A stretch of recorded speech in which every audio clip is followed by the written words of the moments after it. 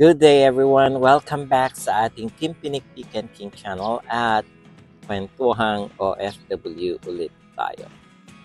I was ready to upload this video na ginawa ko, itong video na to. But then suddenly parang natigilan ako. Tapos pinanood ko ulit. Tapos nag-isip ako and then pinanood ko ulit. Kasi for the past few days hindi ako nag-upload ng video. Kasi yun yung suddenly andun yung feeling ko na may silbi ba itong mga pinaggagawa ko na videos? Are the content na yung mga content ko ba, is it worth the time of other people who would invest their time to support my videos by watching it? Does it really attract other viewers? Nag-level up ba ako since yung pinaka-first na video na upload ko? Nag-improve pa or pareho lang? Yun yung mga tanong na naglalaro sa utak ko. And of course, eventually, ang endpoint ng mga tanong na yun sa utak ko is, tutuloy mo pa ba? Yung, is it worth all your effort? Andun na ako sa point na yun. Kaya, parang naiintindihan ko in a way yung mga sikat na YouTuber and suddenly bigla silang tumigil, hundreds of thousands, yung 100,000 or more yung mga viewers nila and suddenly tumigil sila. Siguro ganun yung it gets to the point na ganoon. Pero ako, ang difference sa akin, napakaaga naman, hindi pa nga ako naka 1,000 na subscriber. Ganito na yung feeling ko. But on the other hand, I think it's also good to have this kind of thoughts. Kasi it would eventually, dalawa lang naman yan. It's either you stop doing it or you would really make effort to make things better. Minsan kasi nahihiya na din ako dun sa mga nag-PM sa akin, give a lot of suggestions. And then suddenly I have this feeling na parang hindi ko na na-address yung mga honest to goodness feedbacks nila, yung mga suggestions nila. So I had that feeling this past few days.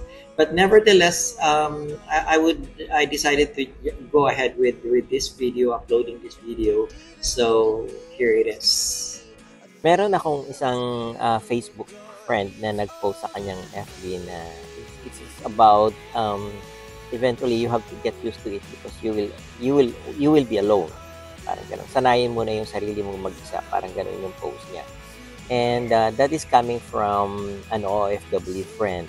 Tapos sa post na yun, meron ding nag-comment na sabi niya, yung you're right, you're correct, tama ka, na eventually they wouldn't care about you. Parang ganun din yung post niya. And it's also coming from another OFW friend na ang taga-taga nila sa ibang bansa. So, ano yung point ko? Eventually, for some of us, ang reality is, eventually, we have to go home, back sa Pinas. Eventually, that is home for us after our OFW life.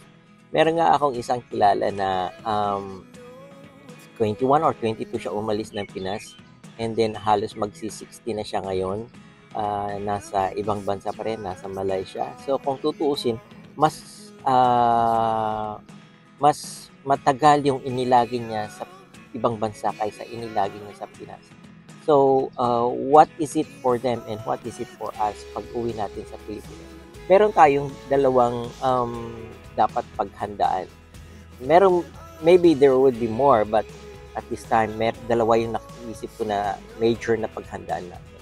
Number one is, gaya ng tinutumbok ng post na yon, we should be emotionally ready to get home. Kasi going home is renewing relationships. Going home means becoming physically present in the lives of those people whom you were physically absent for a long time. And in those span of years na you were not physically there, they carve their own life. May sarili na silang buhay, may sarili na silang circle of people who are physically there to provide emotional support. Nag-asawa na sila, may mga anak na sila. Hindi gaya nung iniwanan pa sila ng mga bata pa sila na fully dependent sa'yo.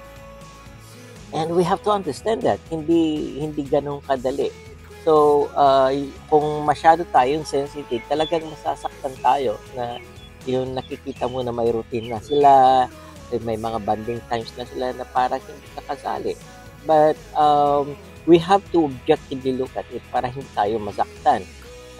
Kasi yun nga, I know some people na yun yung hinaing nila, yun yung pain nila about going home and eventually becoming part of the family that they have physically left all those years. Though of course, andoon yung monthly na pinapadala mo, andoon yung tawag mo, but your physical presence was different. Pagdating mo siguro sa Pinas, hindi ganoon kadali na even in a switch of a button, you are again part of their emotional life. Hindi madali yun. Kailangan paghandaan mo yun. Otherwise, we would be seeing a lot of posts about, eventually tanggapin natin na mag-isa tayo and everything. It is a process. But still, kailangan natin ihanda yung sarili natin. Lucky are those who don't have to deal with that. But for some of us, it is something that we have to deal with. Another reality na challenge na we have to eventually deal with when we get home sa Pinas after our OFW life is yung financial challenges.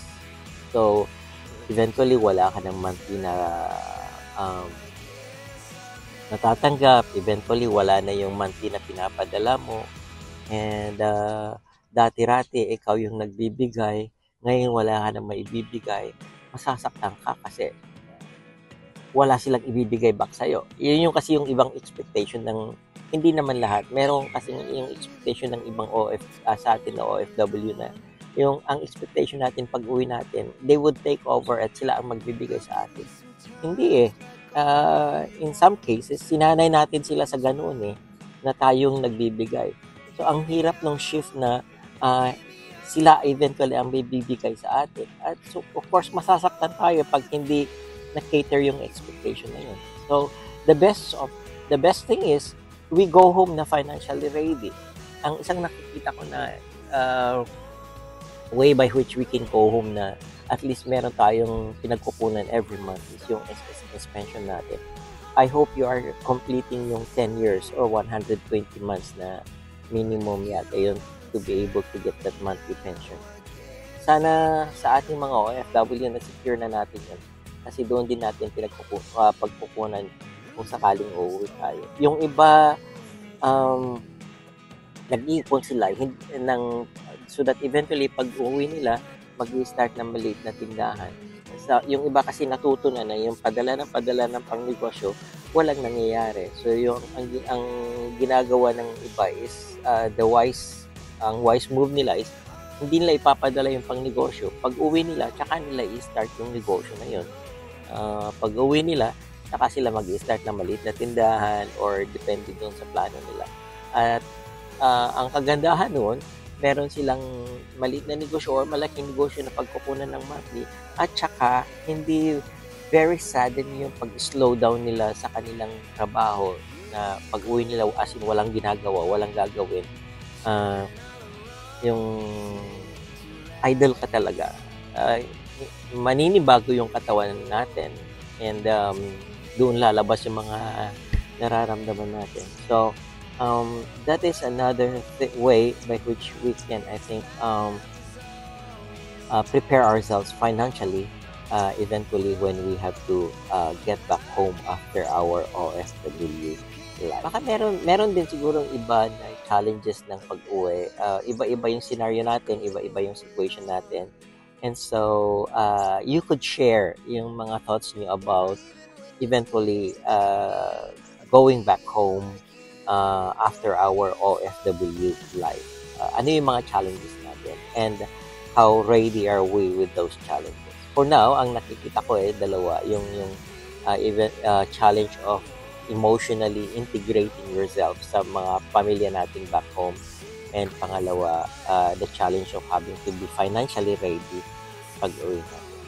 At yan po ulit ang ating kwentuhang OFW, and hanggang sa susunod na kwentuhan. Magandang araw sa ating lahat. Bye.